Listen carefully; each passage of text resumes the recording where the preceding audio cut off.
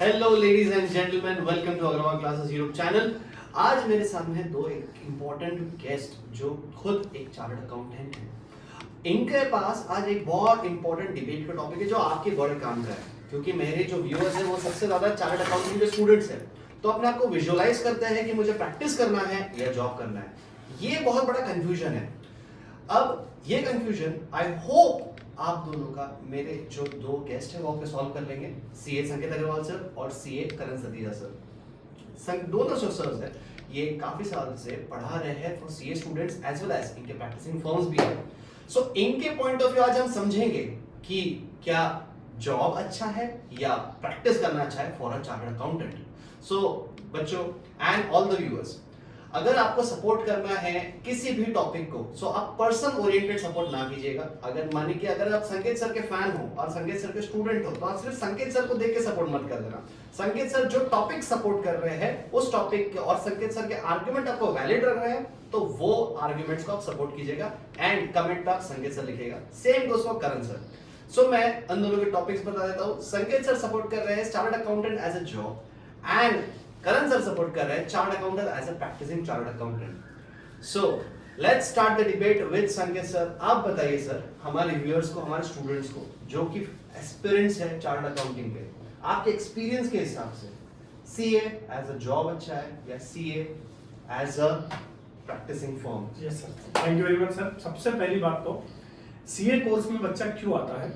वो जो डॉक्टर नहीं बनना चाहता, जो इंजीनियर नहीं बनना चाहता, साइंस नहीं लेता, कॉमर्स लेता है, जनरली मैं 100% स्टूडेंट्स नहीं बोलूंगा, जनरली जो बच्चा होता है वो मिडिल क्लास फैमिली से होता है। और मिडिल क्लास फैमिली से होने की वजह से कम खर्चे में ज्यादा से ज्यादा इनकम देने वाला कोर्स सीए माना जाता है। तो इसलिए हार्डवर्क करने की तैयारी रख के बच्चा आता है सीए करने के लिए, क्योंकि वो मिडिल क्लास फैमिली से है। अब जब वो सीए बनता है तो जनरली सारे मिडिल क्लास फैमिली वाले ये वेट करते हैं कि हमारा बच्चा सीए बनेगा और वो क्या करना स्टार्ट करेगा, जॉब करना स्टार्ट करेगा और इमीडिएटली पैसा कमाना स्टार्ट करेगा। 50,000, 1 लाख, 1.5 लाख वो कैंपस पे, डिमांड सप्लाई पे, ऐसी कुछ चीजों पे डिपेंड करता है, बट कम से कम 1 लाख रुपया तो आप एवरेज पैकेज मान सकते हो। ऑन दी अदर हैंड, अगर वो प्रैक्टिस में जाता है जो कि मिडिल क्लास है, आप एक सीए का स्टूडेंट मतलब इमेजिन करो तो 90% चांसेस है कि मिडिल क्लास फैमिली से है, तो वो प्रैक्टिस में जाता है तो पहला प्रॉब्लम ये हो जाएगा उसको कि ऑफिस सेटअप करना पड़ेगा। दूसरा प्रॉब्लम ये हो जाएगी कि जेस्टेशन पीरियड आएगा, पहले दिन से आपको क्लाइंट्स नहीं मिलते हैं तो 1-2 साल तक अपने जेब से पैसा डालना पड़ता है। और तीसरा प्रॉब्लम सेट होने को 4-5 साल लगता है, तो वो पैसा घर पे तो नहीं दे सकता, एटलीस्ट 5 साल मंगवाए नहीं, कुछ तो जुगाड़ करके समझो वो ऑफिस के खर्चे चला भी ले, तो मिनिमम 5 साल वो अपना पैसा घर पे देने वाला नहीं है। आई अग्री, जो करण सर आगे बोलने वाले तो मैं पहले बोल देता हूँ कि मे बी पॉसिबल कि 5 साल बाद जो जिसने जॉब स्टार्ट किया उससे ज्यादा वो कमा रहे हैं 5 साल बाद, बट वो 5 साल का जो स्ट्रगल है फैमिली के लिए और बच्चे के लिए, एक मिडिल क्लास फैमिली के लिए पॉसिबल नहीं है। तो ये मेरे सपोर्टिंग पॉइंट्स है जॉब के लिए फिलहाल, बाकी सर जो बोलेंगे उसको मैं काउंटर करूंगा बाद में। सो सर, आपको समझ गया होगा, सर ने कहा कि एक स्टूडेंट जो है, maximum student financial weak background से या मिडिल क्लास फैमिली से आता है, सो उसके लिए अपने फैमिली को प्रोवाइड करना बड़ा इंपॉर्टेंट है। फाइनेंशियल सपोर्ट जो पहले 5 साल है वो उसको नहीं मिल पाता इन प्रैक्टिस। सो आप बताइए सर, प्रैक्टिस कैसे हेल्प करेगा? चलो sir, thank you Sam sir and thank you संकेत सर आपके आर्गुमेंट्स के लिए। लेकिन सर मैं एक बात बता देता हूँ, जो सर ने 3 प्रॉब्लम्स बताए थे उसमें का जो सबसे पहला वाला प्रॉब्लम है कि सीए को ऑफिस सेट करने के लिए बहुत ज्यादा कॉस्ट आता है, जो कि बिल्कुल भी सही नहीं है आज के टाइम में। एक सीए को अगर प्रैक्टिस स्टार्ट करना है तो उसके लिए एवरेज कॉस्ट है सिर्फ 20,000 रुपए। कैसे मैं एक्सप्लेन कर देता हूँ, एक सेकेंड हैंड लैपटॉप ले लो, उसके अंदर सीए का सारा काम बैठ के वो कहीं से भी कर सकता है और बाद में जो रिपोर्ट चाहिए वो कोई भी जेरॉक्स शॉप में से आप लोग जाके दे सकते हो। सेकंड पॉइंट आता है जेस्टेशन पीरियड की, जो सर ने बात की। आई एग्री कि सीए का ऑफिस 1-2 साल के अंदर सेट नहीं होगा, बट ये बात नहीं कि उसको 4-5 साल लगेंगे, क्योंकि जब आप लोग सीए का कोर्स कर रहे हो, अगर सबसे बेस्ट ऑप्शन रहता है इंटर्नशिप करना। और अगर आपका टारगेट डे 1 से सेट है कि आपको कल जाके आपका खुद का प्रैक्टिस सेट करना है, तो ड्यूरिंग योर इंटर्नशिप आपको बहुत ज्यादा क्लाइंट से कांटेक्ट में आने के चांसेस मिलते हैं। और अगर आपने आपके रिलेशंस वही टाइम पे बना लिए, आइदर विद योर क्लाइंट्स या फिर जो फर्म में आप काम कर रहे हो वो आपके चार्टर्ड अकाउंटेंट यानी जो आपके प्रिंसिपल, अगर आपने उनके साथ अच्छे कॉन्टैक्ट्स बनाए, साथ ही साथ में जब आप आईटीटी करते हो, जीएमसीएस करते हो, जो विकास के या तो इंस्टीट्यूट के प्रोग्राम्स है वो अटेंड करते हो, तो once you become a chartered accountant आपको रेफरेंस के थ्रू, आपके इन्हीं कॉन्टैक्ट्स के थ्रू कई सारे काम मिल सकते हैं। ऑफ कोर्स डे वन पे उतने काम नहीं मिलेंगे जितने जॉब के लिए मिलेंगे, बट अगर आपने क्लाइंट को बेस्ट सर्विस दिया है तो क्लाइंट के साथ दूसरा क्लाइंट आपके साथ ज्वाइन हो जाएगा and with in a year और टू आपकी प्रैक्टिस सेट हो जाएगी, तो आपके ऊपर फाइनेंशियल बर्डन भी उतना नहीं आएगा। एंड लास्ट वन मैं ये बोलना चाहता हूँ कि अगर अपन हर बार यही सोचे कि मिडिल क्लास वाला बच्चा है वो अभी 1 लाख रुपए के लिए देंगे, 2 लाख रुपए के लिए देंगे, तो ये जो एक चक्रव्यूह रहता है मिडिल क्लास का उसको वो ब्रेक कर ही नहीं सकेगा। अगर वो ब्रेक करना रहेगा उसको तो उसको प्रैक्टिस ही ज्यादा हेल्प करेगा इन लॉन्ग टर्म फ्यूचर। ठीक है सर। तो अभी सर का सबसे पहला पॉइंट था कि 20,000 में प्रैक्टिस सेट हो जाता है, 20,000 का एक लैपटॉप ले लो और वो घर पे बैठ के प्रैक्टिस कर सकता है। He is competing to the chartered accountants जो ऑफिस लेके बैठे हैं, कॉर्पोरेट ऑफिस लेके बैठे हैं और बहुत सारे एम्प्लॉइज लेके बैठे हैं। तो एक एज अ क्लाइंट आप खुद सोचो कि एज अ क्लाइंट आप एक उस ऑफिस में जा रहे हो वर्सेस एक आप फ्लैट पे बैठ के नाइट ड्रेस में सेकेंड हैंड लैपटॉप पे चार्टर्ड अकाउंटेंट काम कर रहा है, तो आपको किस पे ज्यादा भरोसा होगा? एक चार्टर्ड अकाउंटेंट का काम भरोसे के ऊपर चलता है, तो मुझे नहीं लगता कि उसको क्लाइंट मिलने में, मैं तो भी 5 साल का जेस्टेशन पीरियड बोल रहा था, बट इस तरह से अगर वो जाएगा तो 5 साल की जगह 10 साल भी लग सकते हैं। दूसरी पॉइंट ये है कि जब आप इंटर्नशिप कर रहे हो तब आप क्लाइंट्स के साथ ये करोगे, क्लाइंट के साथ वो करोगे, वगैरह वगैरह वगैरह। जनरली अभी जो 3 साल की इंटर्नशिप है उसमें मैंने देखा है कि पहला साल सीखने में जाता है, दूसरा मतलब सीखने में, बहुत ही बेसिक काम सीखने में जाता है, दूसरा साल उसी को फाइन करने में जाता है और तीसरा साल इस बात में चला जाता है कि कब ये खत्म हो और मैं चैन से जीना स्टार्ट करूं। तो इतने स्ट्रगल में, इतने सितंबर में आपको रात को 8-9 बजे तक ये फाइनल की पढ़ाई भी करनी है और 8-9 बजे तक ऑफिस भी करना है, उसमें क्लाइंट से कांटेक्ट बना और वो ऐसा कांटेक्ट, इस लेवल का कांटेक्ट बनाना कि वो आगे अपने को काम देगा, इसके चांसेस बहुत ही रेयरेस्ट ऑफ रेयर है। ये बहुत ही ऑप्टिमिस्टिक सोच होगी। नेक्स्ट जो बात है कि मिडिल क्लास का चक्रव्यूह नहीं टूटेगा या वो जो भी है, ये बिल्कुल गलत बात है। जॉब में अगर आप 1 लाख की से भी स्टार्ट करते हो तो 5 या 6 साल तक, जब तक अगर आप इसमें ऑन एन एवरेज 12 लाख के पैकेज से अगर आप स्टार्ट करते हो और कंपाउंडिंग देखोगे तो 25 से 30 लाख का पैकेज आपका 5 से 6 साल के बाद भी हो जाएगा। और 25 से 30 लाख कमाना, आई डोंट फील कि वो मिडिल क्लास का जो चक्रव्यूह वो नहीं टूटा। ऐसा लोगों के 40 लाख 50 लाख की पैकेज है, वहां पे भी अगर आप अच्छे से काम करोगे तो ऑफकोर्स आपका फास्ट ट्रैक ग्रोथ होगा। कई स्टूडेंट्स मेरे स्विट्जरलैंड में जो 40-45 लाख रुपए का पैकेज लेके बैठे हैं, मेरे कुछ रिलेटिव जिनका 50-60 लाख का पैकेज है, तो पैकेज भी आपका बढ़ सकता है। तो मिडिल क्लास का चक्रव्यूह जॉब से भी आराम से तोड़ा जा सकता है। सर जो आपने बात बोला कि जो एक भरोसे का बात होता है, सर आज के टाइम में जब से डिजिटलाइजेशन आया है सर 80% क्लाइंट्स आज के टाइम पे सीए के ऑफिस में विजिट करना बंद कर दिए क्योंकि उनका मैक्सिमम काम ईमेल के थ्रू होता है आज के टाइम पे। सर कई सारे वो सर इसलिए क्योंकि वो ऑलरेडी उस चार्टर्ड अकाउंटेंट को पहले से जानते हैं। नया क्लाइंट काम देने जब आएगा तब वो विजिट नहीं करेगा, इसके चांसेस बहुत कम है। नो डाउट कि जिस जो 5 साल से 4 साल से 3 साल से अपना चार्टर्ड अकाउंटेंट है जिसको अपन जानते हैं, तो वो अभी विजिट करना बंद कर दिए होंगे। पर नया काम देने के लिए चार्टर्ड अकाउंटेंट को या कोई भी ऑफिस को, एडवोकेट को, डॉक्टर को, प्रैक्टो पे मैं पूरा कंसल्टेशन नहीं लूंगा। पहली बार अगर मैं ऑफिस क्लिनिक विजिट कर दूंगा उसके बाद प्रैक्टो पे ले लूंगा, बट मैं डायरेक्टली प्रैक्टो पे लूंगा ऐसा मुझे तो भी नहीं लगता। मे बी पॉसिबल कि मैं प्रैक्टिस से थोड़ा दूर होने की वजह से मुझे ये बात पता नहीं होगी, पर नया काम कोई बिना ऑफिस विजिट किए दिए इसके चांसेस बहुत कम लगते हैं। नहीं सर, आज के टाइम में मैं आपको यूजुअली बता देता हूँ, जब से अपना ये आया था, जब से कोविड के बाद में का सिचुएशन चेंज हो गया था सर, कई सारे चार्टर्ड अकाउंटेंट्स के फॉर्म ने भी अपना जो प्रॉपर ऑफिस रेंट वगैरह पे लिया था उसको स्विच करके वर्क फ्रॉम होम वाला सिस्टम बोल दो या कोवर्किंग स्पेस का बोल दो, वो वाला सिस्टम चालू किया है। आई नो जो आप बात बोल रहे हो मैं उसी को बोल रहा हूँ कि उनका क्योंकि ऑफिस सेट था इसके लिए ये हो गया, बट सर कहीं ना कहीं नाम भी था तो थोड़ा हाँ सर वो उनकी बात हो गई सर। बट जो आज के टाइम पे न्यू चार्टर्ड अकाउंटेंट्स है, यानी कि जो मेरे फ्रेंड सर्कल में जिन्होंने प्रैक्टिस सेट किया है, फॉर दैट मैटर जैसे मैं अभी भी पुणे में प्रैक्टिस सेट कर रहा हूँ सर, जो भी क्लाइंट्स आप लोगों को मिलना है 80% client, not 80%, can say 60% client आप लोग गूगल मीट वगैरह लेके भी मीटिंग सेट करके हो जाता है। एंड सर रिमेनिंग 40% सेट करने के लिए इट्स नॉट नेसेसरी कि आपको एक प्रॉपर फिजिकल ऑफिस ही प्रेजेंट हो, आप कोई भी लोकल कॉफी शॉप में मिलके भी वो ऑफिस सेट हो सकता है। नंबर 1 थिंग ये हो गया था। सेकंड थिंग सर आपको क्वेश्चन क्या था, मैं वो भूल गया था। नहीं क्वेश्चन मेरा कुछ हाँ सॉरी, आपका आर्गुमेंट वाला कौन सा पॉइंट था, मैं मिस कर हाँ, गया। मेरा वो ये बोलना था कि वो चक्रव्यूह जो आप तोड़ने की बात कर रहे थे। तो सर जॉब के अंदर नो डाउट आप बहुत अच्छा ग्रो कर सकोगे, बट सर उसके अंदर भी एक पॉइंट के अंदर एक लिमिटेशन आ ही जाएगा, क्योंकि सर जॉब के अंदर अगर आप एक बार समझो, अगर आपने एक बार एक स्टैट्यूटरी ऑडिट से आपका जर्नी स्टार्ट कर लिया सर, आप 5 साल बाद या 6 साल बाद या 10 साल बाद ये नहीं बोल सकते कि मेरा स्टैट्यूटरी ऑडिट बहुत सारा हो गया, अभी मैं दूसरे फील्ड के अंदर जाता हूँ एक्सप्लोर करने के लिए, वहां पे एक स्टैग्नेंसी आ ही जाएगा। वेरेस अगर सर आप प्रैक्टिस के अंदर हो, एवरी डे जैसे आपका मार्केट चेंज हो रहा है, आप डायनेमिक्स के लिए ओपन हो, आप न्यू काम को अंडरटेक कर सकते हो। अच्छा हर एक काम तो आपको खुद को करना नहीं है, आप आपकी टीम डेवलप कर सकते हो। तो जो एक स्टैग्नेंसी रहता है जॉब के अंदर, जो एक अपर लिमिटेशन रहता है, वो आपका कभी प्रैक्टिस के अंदर आएगा ही नहीं। बिकॉज आपको नए नए काम मिलते जाएंगे, नए नए अपॉर्चुनिटीज आती जाएंगी, जिससे आपकी प्रैक्टिस ग्रो होती जाएगी। That's what I feel.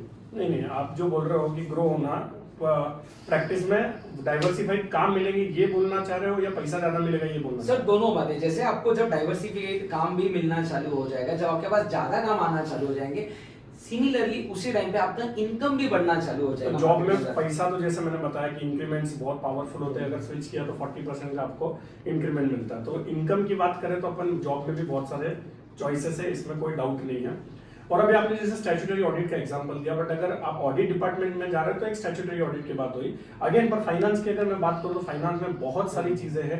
क्या हम लोग एफएम जब पढ़ते तो कैपिटल बजटिंग, इन्वेस्टमेंट डिसीजन है, वर्किंग कैपिटल मैनेजमेंट है, डेटर्स मैनेजमेंट है, क्रेडिटर्स मैनेजमेंट है, स्टॉक मार्केट आजकल इतना ज्यादा बूस्ट कर रहा है, तो ये सारे चीज है। अब इन्वेस्टमेंट डिसीजन में जो है वो वर्किंग कैपिटल मैनेजमेंट में नहीं जा सकता, ऐसा कुछ नहीं है। अगर इन्वेस्टमेंट डिसीजन पे उसका ग्रिप अच्छा आ गया है और वो इजीली वो काम कर सकता है, तो after promotion he can look after working capital as well as investment decision. ऐसे बहुत सारे चीजें वो एक साथ कर सकता है। Credit manager, debtors manager, investment decision manager, इन सब का जनरल मैनेजर भी बन सकता है। तो उसको सारे एरिया में हाथ डालने की का मौका मिल सकता है अगर उसको अलग अलग टाइप के ही काम करने हैं तो। हाँ, आई कैन अग्री दिस कि वो एकदम फाइनेंस से ऑडिट पे शिफ्ट नहीं हो सकता, बट मुझे पर्सनली ऐसा लगता है कि फाइनेंस में इतनी सारी चीजें हैं कि ऑडिट में शिफ्ट होने की किसी की ना इच्छा होगी ना किसी को जरूरत है। ऑन दी अदर हैंड जो प्रैक्टिस में आप बोल रहे हो कि इतनी माथापच्ची करनी पड़ेगी, इतनी माथापच्ची करनी पड़ेगी, जैसे अभी हम लोगों ने एक ऑडिट किया था, उसमें जो हमारा क्लाइंट था, गवर्नमेंट क्लाइंट था, उनका हमको ये बात आई थी कि आपकी ये चीजें मिस कर दी आप लोगों ने, तो इसको वापस ऑडिट करो। तो उसमें माथापच्ची भी इतनी रहेगी, अगर एक आधे क्लाइंट का डेडलाइन हमने मिस कर दिया तो बहुत सारे इश्यूज आ जाएंगे। तो ये प्रेशर भी ट्रिमेंडस होता है, और इतने मल्टीपल काम लेने के बाद वो प्रेशर क्लियरली मल्टीप्लाई होते हुए दिखता है। अगर मुझे किसी कंपनी में जरूरत से ज्यादा जॉब का प्रेशर आ रहा है तो I can switch the company, but you have no option of switching anywhere. Sir ये जब आप जॉब में रहोगे, प्रेशर तो आपके ऊपर रहने ही वाला है। सर एवरी टाइम अगर आपके ऊपर प्रेशर आ रहा है, अगर आप स्विच करते जाओगे तो अगेन सर आपका इंक्रीमेंट कहीं ना कहीं रुक जाएगा, क्योंकि आपकी कैपेबिलिटीज वीक हो रही है।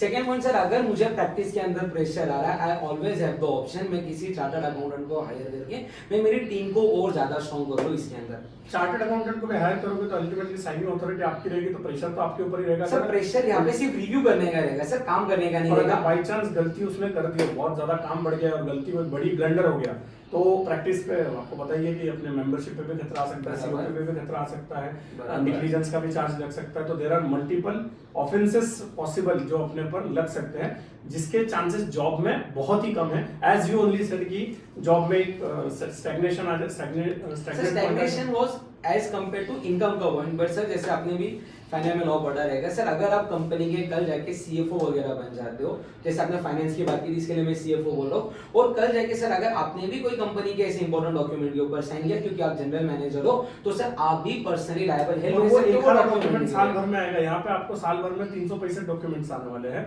तो जो क्वांटिटी है और जो प्रोबेबिलिटी है, लॉ ऑफ एवरेज अगर देखोगे तो एक प्रैक्टिसिंग चार्टर्ड अकाउंटेंट को ज्यादा साइंस करने पड़ेगी, ये बात तो आप मानोगे 100%। ऑब्वियसली 100%। अगर एक जॉब वाला चार्टर्ड अकाउंटेंट 2 डॉक्यूमेंट साल में साइन करता होगा तो प्रैक्टिसिंग चार्टर्ड अकाउंटेंट 400 साइन बराबर। और मैंने जहां तक सुना है, मैंने बहुत ज्यादा प्रैक्टिस की नहीं है, जो भी आप ही मेरी हेल्प करते हो प्रैक्टिस में, बट मुझे ऐसा लगता है कि एक बैलेंस शीट पे भी अगर गलत साइन हो गया, जिसका आपने फीस 3000 रुपए लिया है, तो भी आप इक्वली लायबल हो, जहां पे आपने 3 करोड़ फीस लेके एक बड़ा ऑडिट रिपोर्ट साइन बराबर जो मैंने सुना है। हाँ जी बराबर। तो एक 3000 रुपए में का भी मैं रिस्क ले रहा हूँ, एक 3 करोड़ का भी मैं रिस्क ले रहा हूँ। तो अब 3000 का काम तो हम छोड़ नहीं सकते, एज यू ओनली सेड कि धीरे धीरे प्रैक्टिस सेट होने वाली है। तो मैं मेरा खुद को रिस्क में डाल रहा हूँ just against 3000, that is a big concern for. बराबर। सर अभी आप भी मुझे एक बात बता दो, ऑफ कोर्स आपको सीए बन के भी आज के टाइम पे 11-12 इयर्स हो गए सर, आपने कितने केसेस सुने कि चार्टर्ड अकाउंटेंट को बहुत ज्यादा हेवी पेनल्टी लगा हुआ है because of wrong signing? Of course बड़े नाम नहीं बोलते थे, जैसे सत्यम स्कैंडल इसके अंदर नहीं आ जाएगा, because again it is an exceptional situation. GST के इनपुट टैक्स क्रेडिट के अंदर बहुत सारे चार्टर्ड अकाउंटेंट्स के ऊपर रेड पड़ी है, बहुत सारे चार्टर्ड अकाउंटेंट्स को पेनल्टी लगाई गई है।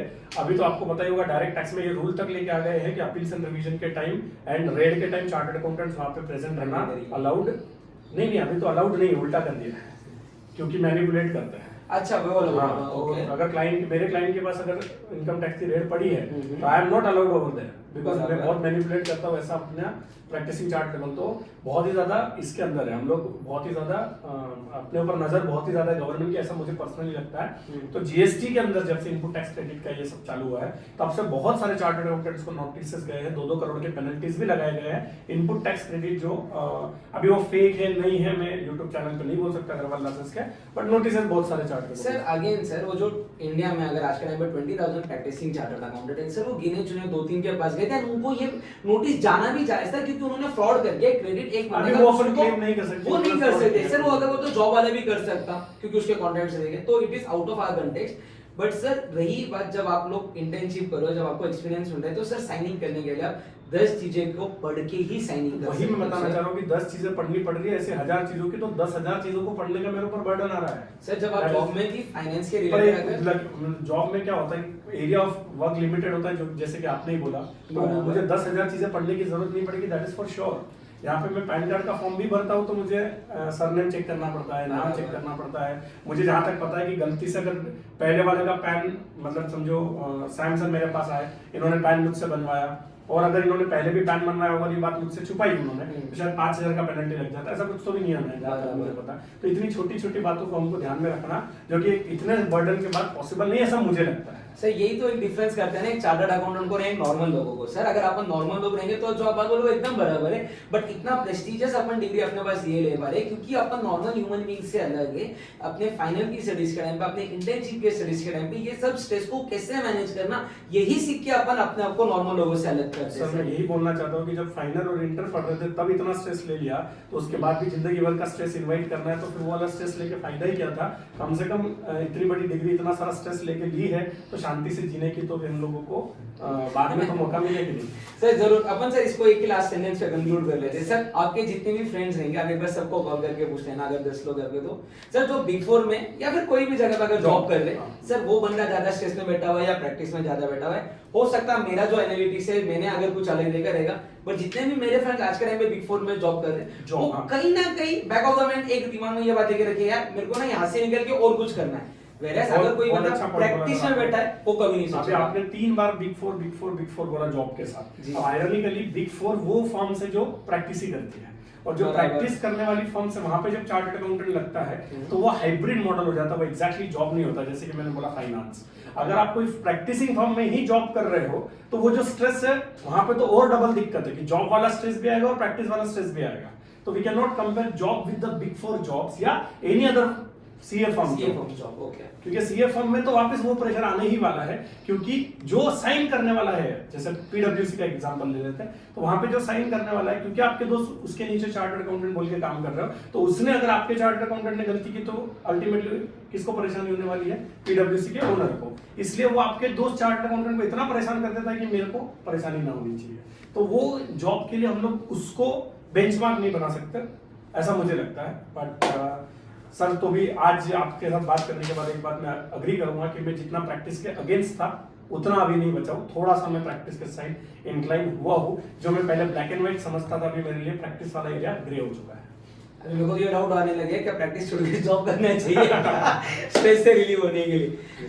So ladies and gentleman, all the students, I hope आपको ये हीटेड आर्गुमेंट पसंद तो ज्यादा आया होगा, एंड आपको आपके क्वेश्चन के आंसर मिले होंगे कि आपको जॉब अच्छा लगेगा या प्रैक्टिस अच्छी लगेगी। आई अगेन रिपीट, सिर्फ आपके जो जो हेड्स है, संकेत अग्रवाल सर और करण सर, इनको सिर्फ देख के आपको सपोर्ट नहीं करना है, आपको कमेंट करके जरूर बताना है कि आप किसको सपोर्ट करते हो, किस पॉइंट ऑफ व्यू को सपोर्ट करते हो, सीए विद जॉब या सीए विद प्रैक्टिस, कौन से पॉइंट ऑफ व्यू को सपोर्ट करते हो। अब जरूर आपको ये वीडियो को लाइक भी करना है, एंड इंपॉर्टेंट ये है आपको कमेंट करना है एज अ सीए एस्पिरेंट, आपको आपका पॉइंट ऑफ व्यू प्रमोट जरूर करना है, ताकि आपके पॉइंट ऑफ व्यू बाकी सीए एस्पिरेंट्स को भी जरूर हेल्प करे। So my dear friends, subscribe the channel, there will be more videos on likewise. So be a CA aspirant and conquer your exams. Thank you man. Thank you sir.